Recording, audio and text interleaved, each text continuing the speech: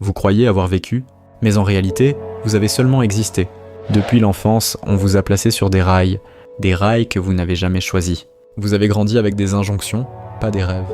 Fais tes devoirs, sois sage, réussis. Mais personne ne vous a dit ce que cela signifiait. Réussir.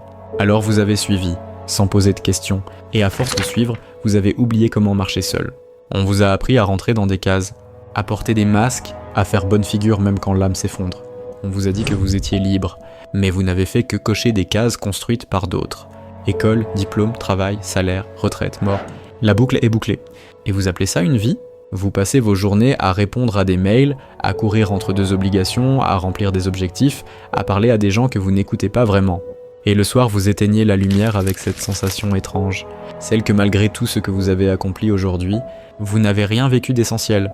Vous êtes devenu ce que le monde attendait de vous. Mais avez-vous seulement eu le courage de devenir ce que vous attendiez de vous-même ? Le monde moderne vous a fait croire que l'épanouissement était un produit, qu'il se trouvait dans une application, une promotion, un voyage de plus. Mais à chaque nouvelle étape, c'est la même chose. Un court soulagement, puis le vide revient. Plus profond, plus silencieux. Ce vide n'est pas un problème. Il est un message, un signal.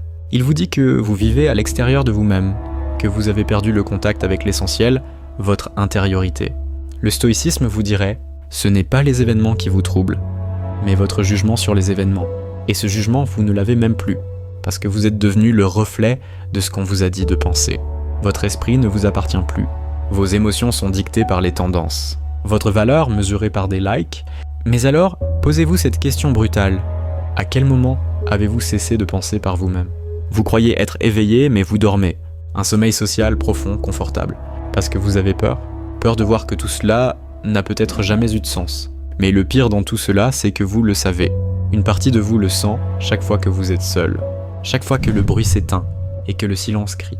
Ce silence, c'est votre conscience. Elle n'a jamais cessé de parler. Vous avez juste appris à l'ignorer, à la noyer dans des scrolls infinis, à la bâillonner sous des plans de carrière.